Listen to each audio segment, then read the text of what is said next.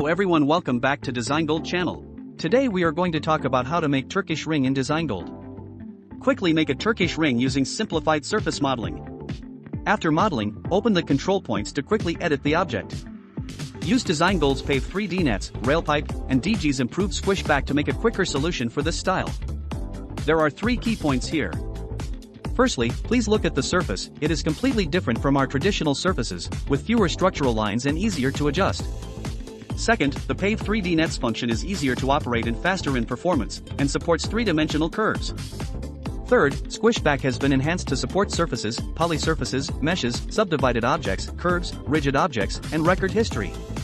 Because the commonly used flow tools have shortboards, squishback is a good solution. Fourthly, batch monorails can be generated in batches and fit to surfaces quickly, just by drawing the profiles. Are you ready? Let's get started.